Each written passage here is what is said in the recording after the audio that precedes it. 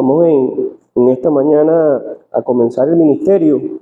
Vamos a hacerlo cantando la primera y la segunda estrofa del himno 497.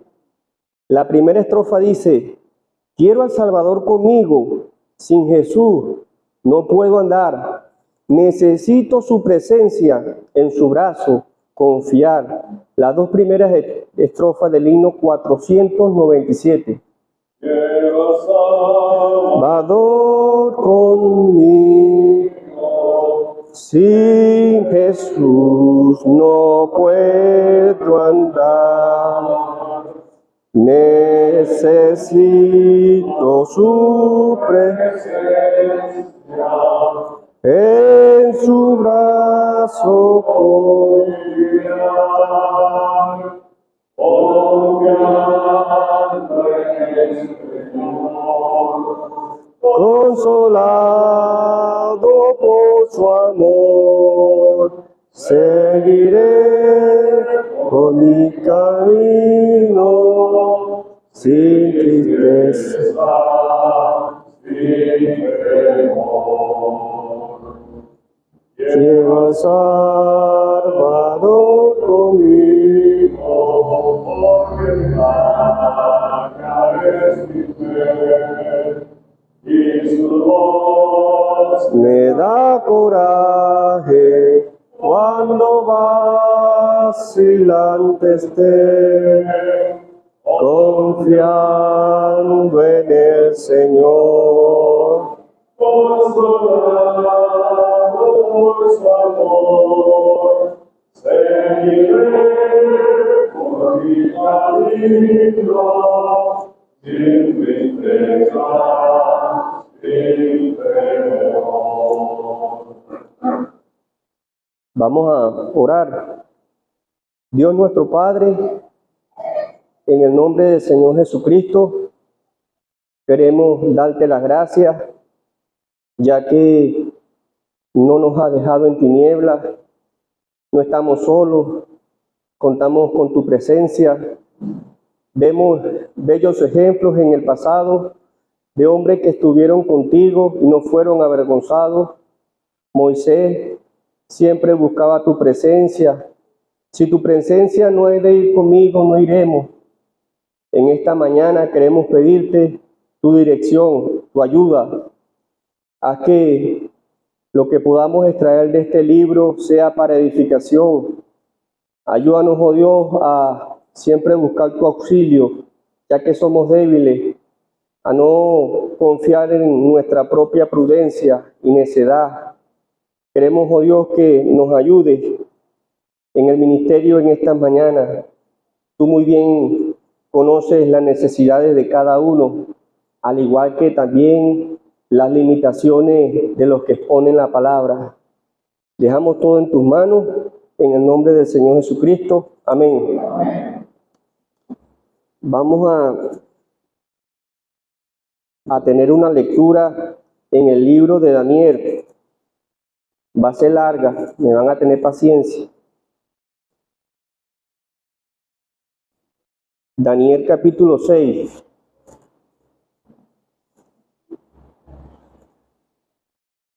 Pareció bien a Darío constituir sobre el reino 120 sátrapas que gobernasen en todo el reino, y sobre ellos 3 gobernadores, de los cuales Daniel era uno, a quienes estos sátrapas diesen cuenta, para que el reino fuese perjudicado. Pero Daniel mismo era superior a estos sátrapas y gobernadores, porque había en él un espíritu superior, y el rey pensó en ponerlo sobre todo el reino. Entonces los gobernadores y sátrapas buscaban ocasión para acusar a Daniel en lo relacionado al reino, mas no podían hallar ocasión alguna o falta, porque él era fiel y ningún vicio ni falta fue hallado en él. Entonces dijeron aquellos hombres: no hallaremos contra este Daniel ocasión alguna para acusarle, si no la hallamos contra él en relación contra la ley de su Dios. Entonces estos gobernadores y sátrapas se juntaron delante del rey y le dijeron así: Rey Darío, para siempre vive. Todos los gobernadores del reino, magistrados, sátrapas, príncipes y capitanes, han acordado por consejo que promulgue un edicto real y lo confirme, que cualquiera que en el espacio de 30 días demande petición de cualquier dios u hombre fuera de ti, oh rey, sea echado en el foso de los leones. Ahora, oh rey, confirma el edicto y fírmalo, para que no pueda ser revocado conforme a la ley de Media y de Persia, la cual no puede ser abrogada. Firmó, pues, el rey Darío el edicto y la prohibición. Cuando Daniel supo que el edicto había sido firmado, entró en su casa y, abiertas las ventanas de su cámara que daban hacia Jerusalén, se arrodillaba 3 veces al día y oraba y daba gracias delante de su Dios, como lo solía hacer antes.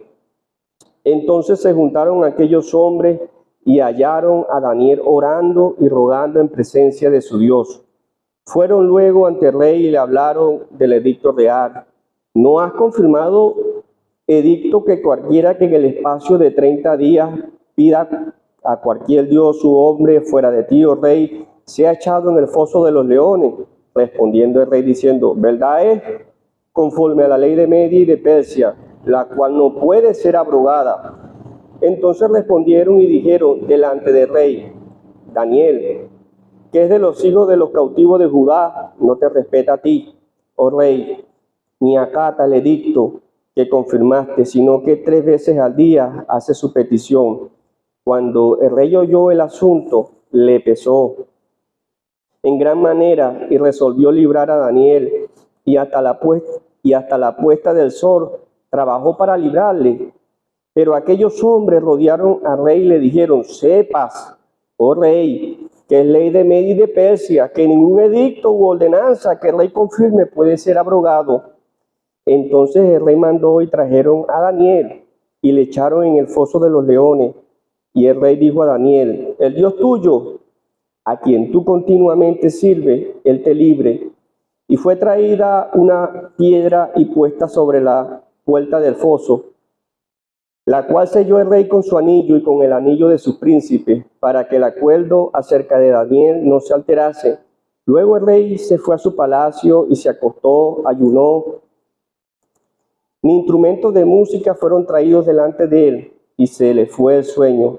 Entonces el rey pues se levantó muy de mañana y fue apresuradamente al foso de los leones. Y acercándose al foso llamó a voces a Daniel con voz triste y le dijo: Daniel, siervo del Dios viviente, el Dios tuyo, a quien continuamente sirves, te ha podido librar de la boca de los leones. Te ha podido librar de los leones. Entonces Daniel, respondiendo al rey: oh rey, vive para siempre. Mi Dios envió su ángel, el cual cerró la boca de los leones para que no me hiciesen daño, porque ante ti fui hallado inocente, y aún delante de ti, oh rey, yo no he hecho nada malo. Entonces se alegró el rey en gran manera a causa de él, y mandó sacar a Daniel del foso, y fue Daniel sacado del foso, y ninguna lección se halló en él, porque había confiado en su Dios. Y dio orden el rey, y fueron traídos a aquellos hombres que habían acusado a Daniel, y fueron echados en el foso de los leones, ellos, sus hijos y sus mujeres. Y aún no habían llegado al fondo del foso cuando los leones se apoderaron de ellos y labraron y quebraron todos sus huesos. Hasta aquí, que el Señor bendiga su palabra. Ahora, para poner en contexto a los hermanos, a la iglesia local, sabemos que Daniel es parte de un grupo que fue traído de Babilonia. Fueron tomados y fueron llevados cautivos. Él y un grupo de amigos. Daniel significa Dios es mi juez. Estaba buscando otro diccionario y decía: Dios es mi justicia. Este fue un hombre que hizo honor a su nombre. Vemos que en cada acción, en cada cosa que él hacía, parece que tuviera a Dios al lado observándolo. Tanto es así que ya en el capítulo 10 encontramos que un ángel le dice, mi amado. Así sería la conducta de este muchacho.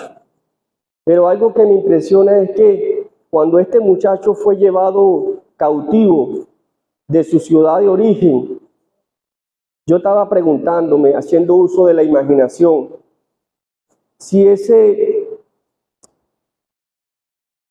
esa tribu que quedaba, ese lado, esa parte de Judea estaba en decadencia, todavía quedaba un remanente. Estos muchachos recibieron una hermosa instrucción. A estos muchachos le cambiaron muchas cosas, le cambiaron el nombre, le cambiaron su comida, le cambiaron sus vestimentas, le cambiaron su ubicación geográfica, pero no pudieron cambiar su corazón. No pudieron. Estos muchachos tenían una buena instrucción, una buena formación. Y algo que nos deja ver es que estos muchachos eran hombres de convicción. Cuando yo estaba pensando en la vida de Daniel, era un hombre que conocía a Dios realmente como debe ser.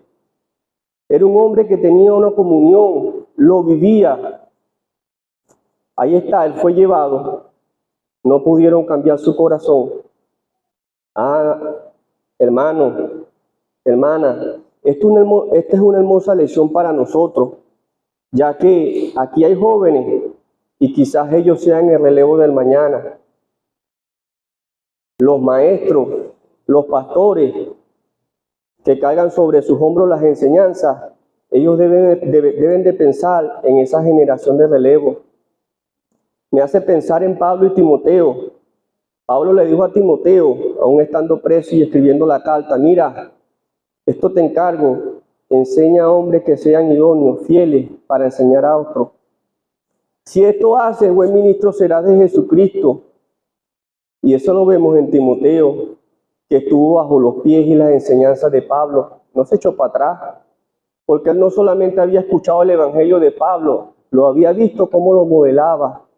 Pablo en una ocasión le dice, Timoteo, no te avergüences de dar testimonio del evangelio. La cosa se te ha puesto chiquita, Timoteo. Estás entre la espada y la pared, pero no es momento de volver atrás. Echa adelante. En toda labor hay fruto. Daniel fue llevado cautivo con su grupo de amigos. Hay muchos que hicieron su vida normal, porque cuando nos vamos al libro de Esdras y Nehemías, muchos se habían mezclado. Pero este hombre, desde que llegó, procuró no contaminarse. Encontramos en el capítulo 1 y el versículo 20, que en todo asunto de sabiduría e inteligencia que el rey los consultó, los halló 10 veces mejores que todos los magos y astrólogos que habían en su reino. Otra cosa que yo estaba viendo es cómo llegaron a determinar que estos muchachos eran hombres de ciencia para poder llevárselo. Estaba pensando cuando Estados Unidos con los aliados llegaron a ocupar Alemania. Estados Unidos lo primero que hizo buscar el registro de las personas que eran letradas, inteligentes, y se los llevó. Uno de ellos fue Benjamin von Braun. Discúlpenme si no lo pronuncio bien. Y gracias a ese hombre se dice que el hombre llegó a la luna, no por los americanos. Benjamin von Braun. Bueno, estos eran muchachos de ciencia. Llegaron allá a Babilonia con un propósito. Pero lo sorprendente del caso es que ellos pudieron llevar una vida tranquila, cómoda. Estaban fuera de su país y eso no lo hicieron. No lo hicieron. Fueron puestos a prueba. Ahí vemos cómo este Daniel, con su grupo de amigos, primero pasaron por el gobierno de Nabucodonosor. Nabucodonosor trató de integrar a Daniel y de conformarlo a su mentalidad, pero ese hombre no se convirtió a Nabucodonosor, se paró firme con sus amigos. En una ocasión Nabucodonosor le dijo que adorara una imagen, que hiciera lo que él le proponía, y él dice, no, con sus amigos le dijo, no, nosotros no vamos a hacer esto, lo que tú dices. No es necesario que te respondamos sobre este asunto. Nuestro Dios, a quien servimos, puede librarnos del horno de fuego. Y si no, sepa que no te vamos a adorar. Tenían convicción, no eran fáciles. Y es tanto, por eso le digo, es tanto la convicción que este hombre tenía en lo que creía y en lo que vivía, que el mismo Nabucodonosor llegó a creer. Y no solamente Nabucodonosor, el hijo Belsasar, fueron influenciados por la conducta de este muchacho. Algo tenía. Bueno, ya yéndonos a lo que es el capítulo 5, versículo 30, vemos que la cosa cambia. De la noche a la mañana, el imperio babilónico cae. Y nos preguntamos, ¿ustedes creen que Daniel se preguntaría, qué va a hacer de mí? ¿Será que me van a cortar la cabeza? ¿Cuál será mi futuro dentro del palacio? ¿Será que los privilegios que yo arropaba y que tengo me van a ser quitados? Yo no creo que eso estaría pensando o estaría pasando por la cabeza de Daniel. ¿Sabe por qué? Porque para este hombre quizás el futuro era desconocido, pero no incierto. Porque él sabía que detrás de los cielos había uno que estaba controlando todo, que es soberano, y que las cosas las permitía con propósito. Vemos que el imperio babilónico conquista este territorio. Daniel pasa a ser uno de ellos. ¿Qué iban a hacer con una persona mayor? Había estado muchos años ya en el palacio babilónico, pero Dios estaba con él, manifestaba su gracia. Tanto es así que si nos ponemos a ver, Darío en su plan de gobierno lo primero que hace es colocar a este hombre como uno de los tres principales representantes. Bueno, yéndonos a lo que tenemos por delante, este hombre, su vida estuvo llena de vicisitudes. Quizá Dios las permitió para formar un carácter en él, porque lo necesitaba. Vemos que en el versículo 4, aquel grupo de hombres se confabularon, se armaron, sabían cuál era la conducta y lo que creía este hombre y armaron un decreto. Y lo peor de todo es que le llegan a Darío, a aquel emperador, diciendo que todos se habían reunido para emitir un decreto, pero ahí no estaba Daniel.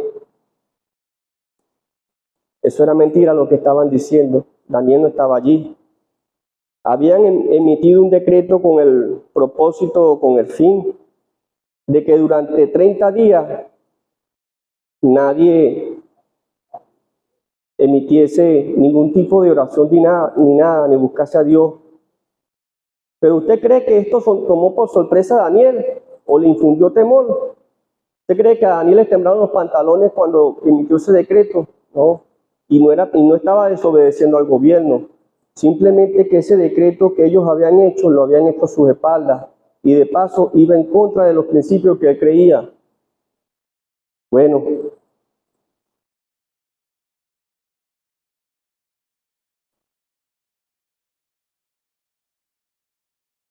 Darío lo vemos en el versículo 9. Darío firmó, oye, voy a ser el Dios por 30 días. A mí me deben de rendir pleitesía. Le iban a dar todo el poder absoluto, imagínense, sentirse una deidad.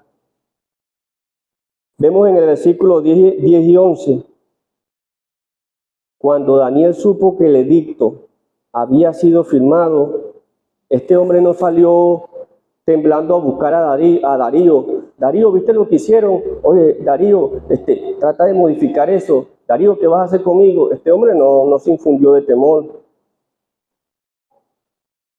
Pablo le dice a Timoteo, no te avergüences de dar testimonio de nuestro Señor ni de mí, preso suyo, participa de las aflicciones por el Evangelio. Daniel no lo encontramos asustado, no lo vemos. Entró a su casa y abiertas las ventanas de su cámara que daban hacia Jerusalén, se arrodillaba 3 veces al día y oraba y daba gracias delante de su Dios como lo solía hacer antes. Ese era su estilo de vida. Se dice que este hombre, su cuerpo estaba allí en Babilonia, pero su mente estaba en Jerusalén. Ahí es donde quería estar, pero por compromiso estaba sirviendo en la corte. Daniel no se infundió, no se llenó de temor. Él seguía siendo el mismo. No afectaron sus principios. Él defendía sus principios sin importar las consecuencias. Aquellos hombres, viendo la osadía de Daniel, le llegaron al rey, a Darío. Darío, versículo 12. Tú que has emitido un decreto y has dicho que cualquiera que no lo cumpla sea echado en el foso de los leones. Le dijeron, hay uno que no te respeta a ti, uno de los cautivos, y ese era Daniel. Cuando el rey oyó el asunto, le pesó en gran manera y resolvió librar a Daniel hasta las puertas del sol. Trabajó para librarle. Darío sabía que Daniel no era así. Una vez escuché una frase que dice, tu testimonio debe ser tal que hasta cuando a tus mismos enemigos le cuenten, no lo crean. No, me puedes hablar de todo menos de ese muchacho porque yo no lo creo. Él no es así. Darío sabía que Daniel era un hombre íntegro, que Daniel no se prestaba para eso, era un hombre correcto, era un hombre A1. Y tanto es así que él mismo tomó la iniciativa de derogar ese decreto que él había emitido, aunque se vio impedido. Yo no dudo de que este hombre recordaría las veces que Daniel le predicó, no solamente con su testimonio, sino en palabras, en la noche, cuando lo tenía cerca.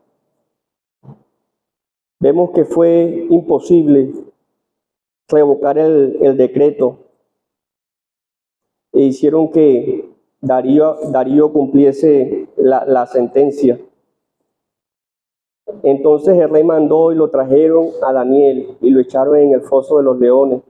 Este hombre, con su actitud mansa, no trató de defenderse, allí calladito, para resumir porque el tiempo avanza. Bueno, ¿cuál fue la sorpresa? Que el mismo Darío le dice a Daniel, tu Dios, a quien continuamente sirve, te libre de la boca de los leones. Él sabía que el Dios de Daniel tenía poder y que podía librarlo. Y tanto fue así que ese hombre en la noche no durmió pensando solamente en Daniel. Al otro día él va, dice con voz triste porque lo apreciaba, Daniel, Daniel dice, vive para siempre con el protocolo en el versículo 21. Mi Dios envió su ángel, al cual cerró su boca de los leones, para que no me hiciesen daño, porque ante ti fui hallado inocente, y aún delante de ti, oh rey, yo no he hecho nada malo. La Biblia dice, sabe Jehová librar al justo. Hermana, hermano, quizá usted esté atravesando por una osadía, por una circunstancia que a lo mejor le cueste a usted llevar, pero la Biblia dice que Dios no nos va a una carga que nosotros no podamos soportar. Y si Él la coloca, Él da la salida. Entonces, en conclusión, ¿qué es lo que quería ayudar a entender con esto? Que no solamente Daniel conocía a su Dios, sino que a veces Dios permite las circunstancias, permite las adversidades en la vida de uno, simplemente a veces para infundir aliento en otro y para que su nombre sea glorificado. Quizás Daniel fue librado, Pedro no lo fue, Isaías tampoco, Pablo tampoco, pero Dios permite las cosas con propósito. El testimonio de Daniel fue tal, como hemos dicho al principio, que infundió en la comunidad donde vivía. Los entendidos resplandecerán como el sol en su firmamento. David decía, encomienda a Jehová, confía en Él y Él hará. Exhibirás tu justicia como la luz y tu derecho como el mediodía. Hermano, confiemos en Él. El Señor sabe hacer las cosas. Que bendiga su palabra. Amén.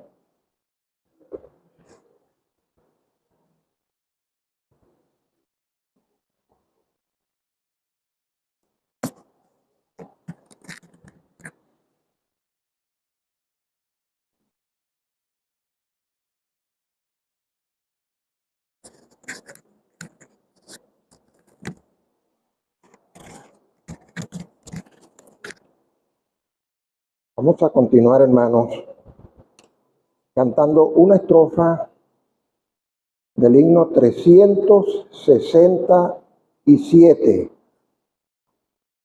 La primera estrofa dice: Dios nuestro apoyo en los pasados siglos, nuestra esperanza en años venideros, nuestro refugio en hórrida tormenta y nuestro eterno hogar. La primera del 367. Dios nuestro apoyo en los pasados siglos, nuestra esperanza en años venideros, nuestro refugio en hórrida tormenta y nuestro eterno hogar. Continuemos leyendo, hermanos, en el libro de Eclesiastés, en el capítulo 3 de Eclesiastés. Todo tiene su tiempo, y todo lo que se quiere debajo del cielo tiene su hora. Tiempo de nacer y tiempo de morir. Tiempo de plantar y tiempo de arrancar lo plantado. Pasemos al libro de los Hechos. Libro de los Hechos, capítulo 16.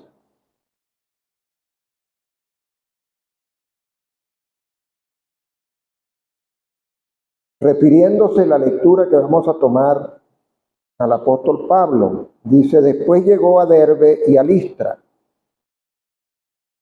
Y aquí había allí cierto discípulo llamado Timoteo, hijo de una mujer judía creyente, pero de padre griego. Y daban buen testimonio de él los hermanos que estaban en Listra y en Iconio. Quiso Pablo que éste fuese con él, y tomándole le circuncidó por causa de los judíos que había en aquellos lugares, porque todos sabían que su padre era griego. Pasemos ahora a la segunda epístola a Timoteo. Segunda a Timoteo, capítulo 1, versículo 3. Doy gracias a Dios, al cual sirvo desde mis mayores con limpia conciencia, de que sin cesar me acuerdo de ti en mis oraciones noche y día, deseando verte al acordarme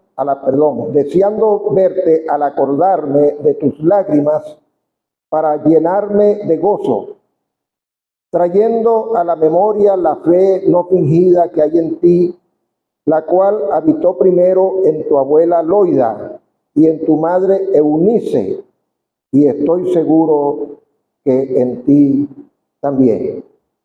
Dejemos la lectura hasta acá, esperando la bendición del Señor con lo que ya hemos escuchado. Allí en el libro de Eclesiastés podemos apreciar lo que es la vida nuestra. Es un ciclo que se va sucediendo en etapas. Y como dice la Escritura, todo tiene su tiempo y todo tiene su hora. Hay tiempo de nacer, nosotros conocemos el proceso, nacemos, crecemos y luego al final llega el tiempo de morir. En ese periodo hay tiempo para plantar y tiempo para arrancar lo plantado. He pensado en esta escritura porque durante un mes he meditado mucho acerca de la preocupación que plasmó un amado hermano en el último ministerio acerca de la asamblea. Preocupación e inquietud que compartimos y que creo que es un sentir de cada uno de los que formamos la membresía de esta iglesia local. Amerita un análisis exhaustivo, realista, objetivo. Y así como él dejó la inquietud, yo quiero alimentar esa inquietud para que todos los que formamos un mismo cuerpo nos aboquemos a considerar las actuaciones futuras. Pero no podemos llegar a una consideración si no pensamos en los problemas reales, en las circunstancias reales y en los factores que inciden en que, como decía el hermano, la asamblea está con poca actividad.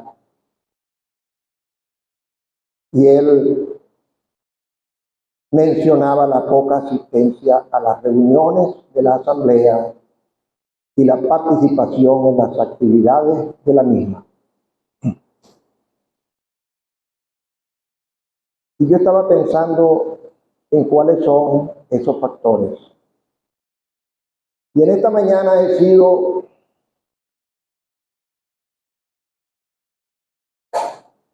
afirmado en un concepto que en lo personal manejo. No es falta de amor por la asamblea. Cuando yo veo aquí, amados hermanos y amadas hermanas, con muchas dificultades físicas, con problemas gravísimos en sus hogares, con severos problemas de transporte, de logística, con un tiempo realmente malo, y están aquí, es porque hay amor por la asamblea. El problema o las circunstancias tienen que ser otras. Y yo estaba pensando, hermano, en que el tiempo ha pasado. Hace unos días el hermano Edwin me dijo algo que es una realidad. Me dijo, hermano, es que el tiempo pasa muy rápido. Y tal vez no es que pase rápido, sencillamente que no nos damos cuenta muchas veces que vamos envejeciendo. Y considero, hermanos, que uno de los problemas de la asamblea es que la membresía ha envejecido. Hace unos años, cuando yo llegué aquí, había mucha juventud, mucho vigor juvenil. La Escritura dice que la gloria de los jóvenes es su fuerza, y había fuerza juvenil. Pero ahora, hermano, aquí lo que habemos es una mayoría de ancianos. El hermano hablaba de tercera y cuarta edad. Y en esa cuarta edad, el que les habla ya está considerado. Pero hay muchos y muchas de la tercera edad.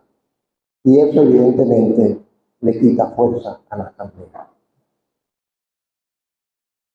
Por supuesto que hay circunstancias externas.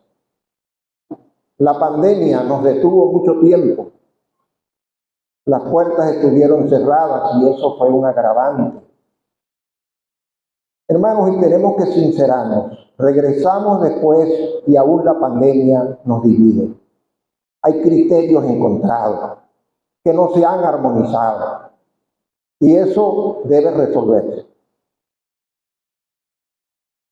Pero igualmente debemos considerar la cantidad de vehículos que había hace unos años atrás en la asamblea, a disposición de la asamblea. Pero hermanos, ahora los vehículos buenos que hay acá con los hermanos, creo que los cuento con esta mano y tal vez me sobren dedos. No hay transporte, hay dificultad. Y además, cuando veníamos hacia acá, presenciamos la larga cola de vehículos para surtir combustible. Ese es otro problema.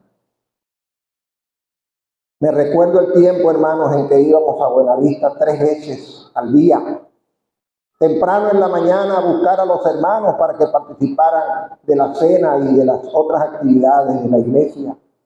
Y luego los íbamos a llevar a sus hogares después de la actividad.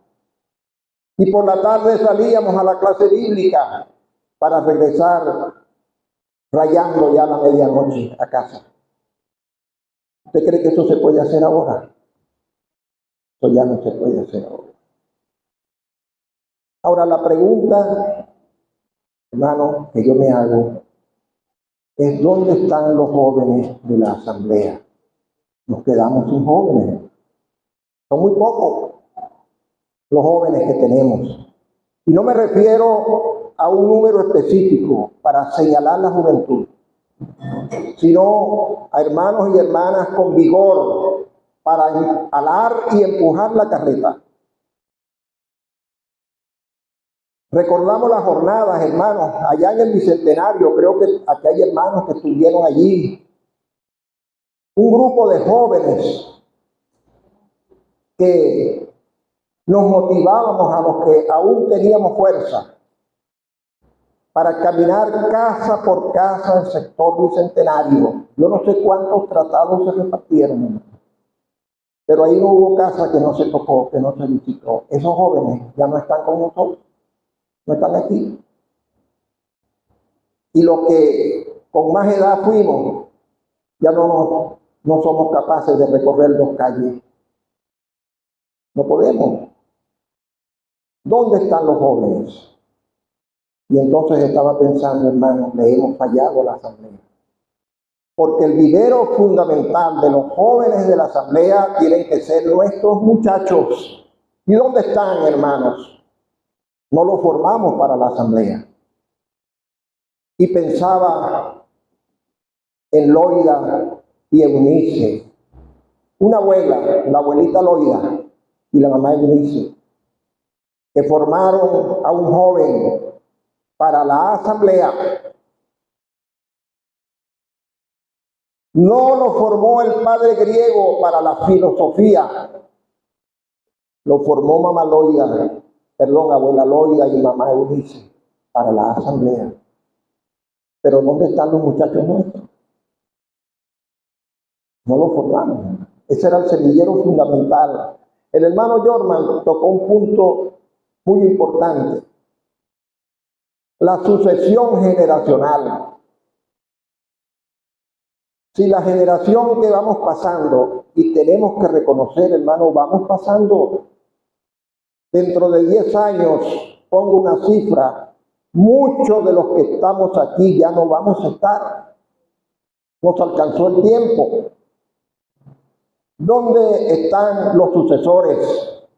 Los jóvenes deberían ser nuestros muchachos.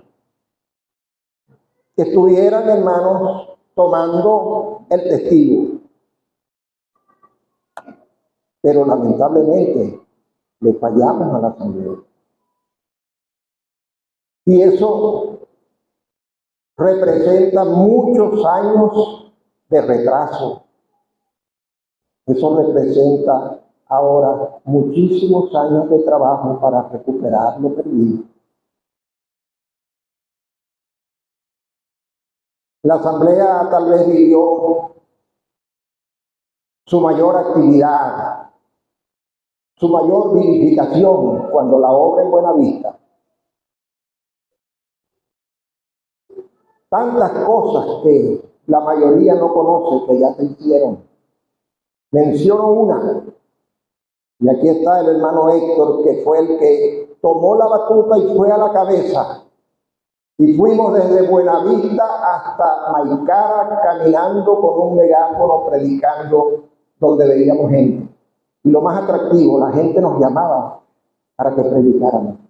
Y el último culto se hizo tiempo después en la casa de un tío de mi esposa Minerva, caminando desde Buenavista hasta Maicara, predicando punto por punto. No hubo casa en ese pueblo que no se evangelizara, pero había juventud, había fuerza, había vigor. Hermano, la asamblea no lo tiene ahora. Hemos perdido el tiempo, hemos perdido nuestros muchachos, no están con nosotros. No estoy diciendo nada que no se ajuste a la verdad, hermano. De manera que nos toca ahora meditar, analizar con detenimiento y consultarle al Señor cuál va a ser la nueva estrategia. El hermano Larry se revienta trasladando muchachos a la casa bíblica. Antes sobraban carros para traer niños a la casa bíblica. Y a veces la gran dificultad es que no tiene gasolina. Es otro tiempo, hermano. Son otras circunstancias. Pero, hermano, Dios está vivo. Los que nos hemos retrasado somos nosotros. Entonces debemos, antes de considerar que la apatía es el problema, yo pienso que hay circunstancias superiores a la apatía. Por supuesto que una asamblea detenida se duerme. Eso es correcto. Porque me recuerdo en esa jornada hacia Maicara, estaba una hermana joven que ya no está con nosotros precisamente. Y ella decía muy contenta, era algo que se le rebosaba. Ella decía, jamás había estado en algo similar y estoy emocionadísima por lo que estoy presenciando. Eso vivifica al creyente, eso mueve a la iglesia, eso anima. Lamentablemente, hermano, hemos perdido vigor, porque el vigor lo deben plantear en la iglesia los jóvenes. Nunca estuve de acuerdo cuando se decía el joven es el futuro. No, el joven es el presente. Un presente sin jóvenes es un presente muerto, sin fuerza. Los jóvenes tienen necesariamente que impulsar la actividad en la iglesia por razones lógicas. Ellos tienen vigor, tienen fuerza, su mente está fresca, tienen muchas posibilidades, pero nos hemos quedado sin jóvenes.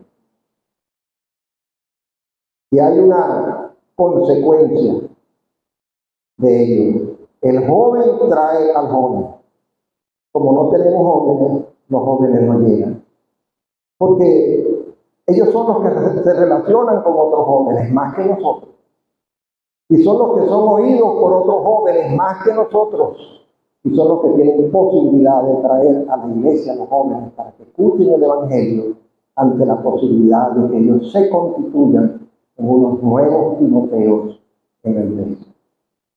Hermanos, quería compartir con ustedes esta inquietud, sumándome a la preocupación del hermano Mario.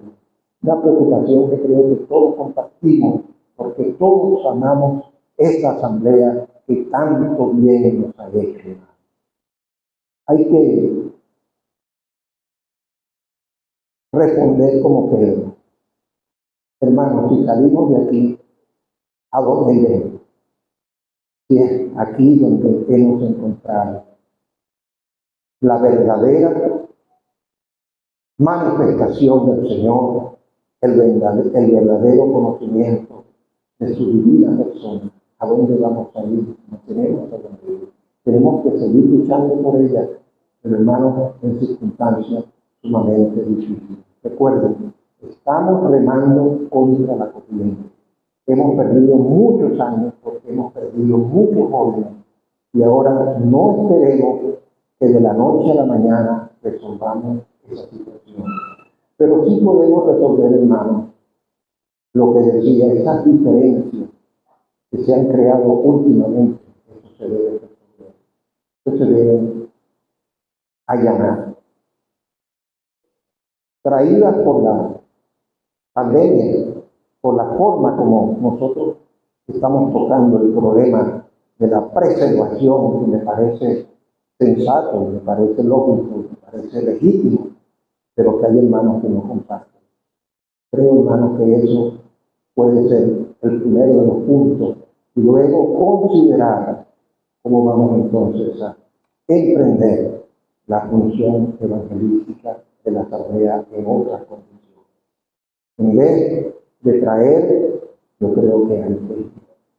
Afortunadamente se está ejerciendo una acción aquí en Calibumana, que el Señor la bendiga y la prospere, y que pueda ser el punto de partida para un avivamiento real en la asamblea. Pero, hermanos, no es fácil hacer obra pionera. El hermano José de López, que anda de visita y que estuvo aquí el viernes, yo le preguntaba, hermano, ¿y cómo está la actividad en Barranquilla? Me dijo, hermano, muy dura, porque estamos comenzando.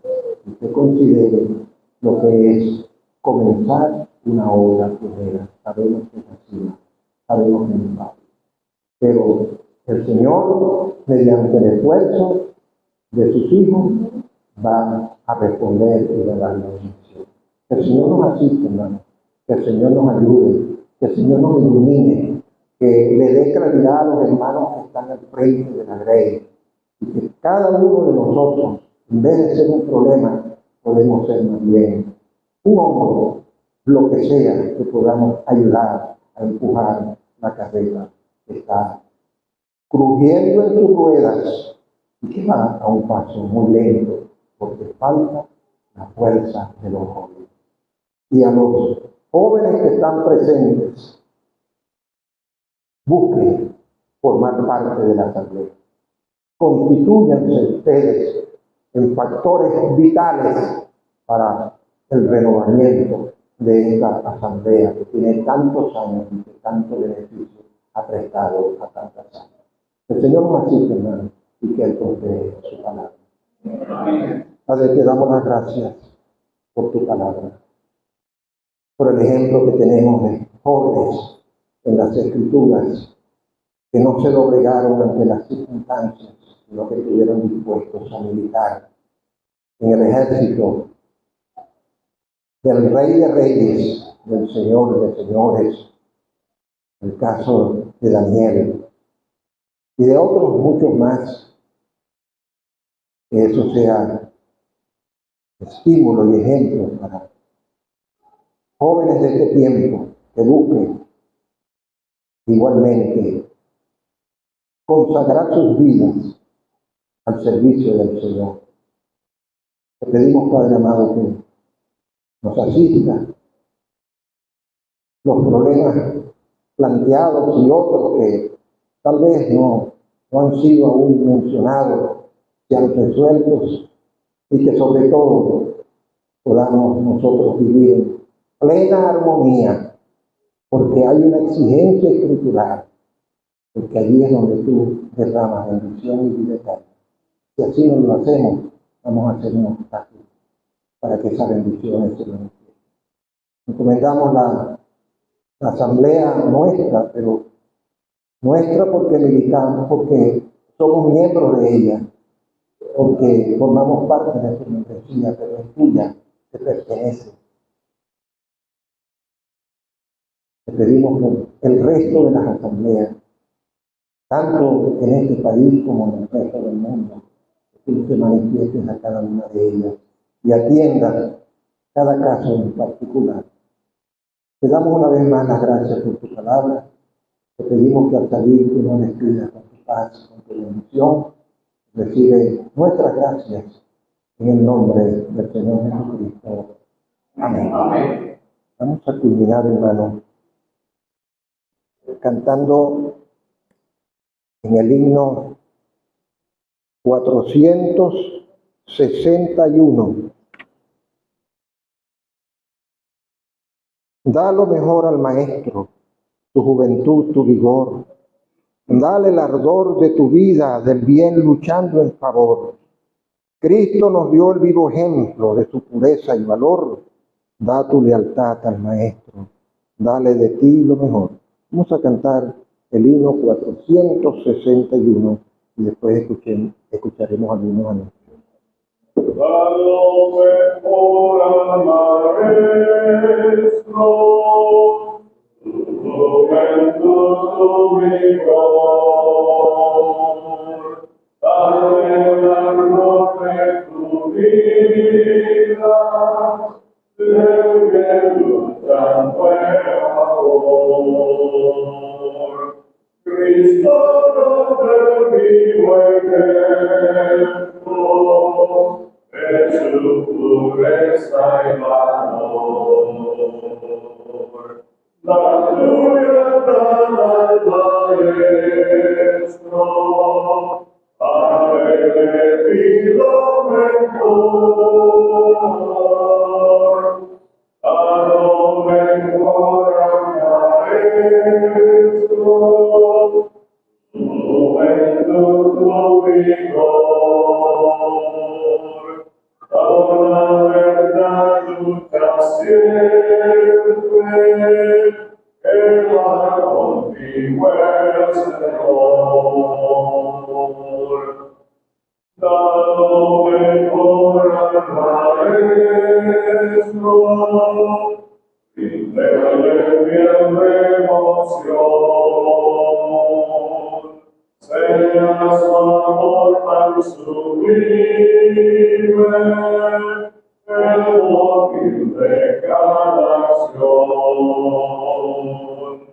Pues porque al único Hijo, Dios el Padre de amor, sírvele con alegría, a él le digo mejor, da lo mejor al maestro, tu juventud, tu vigor.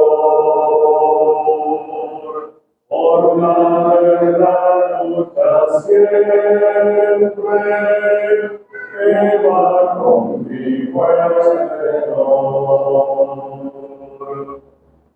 Da lo mejor al maestro, incomparable en su amor, pues al morir por nosotros, dejó su reino esplendor. Sin murmurar Dios su vida, por el más vil pecador. Alma y adora al Maestro, elegido mejor, para lo mejor al maestro, juventud tu vigor, por la verdad nunca siempre.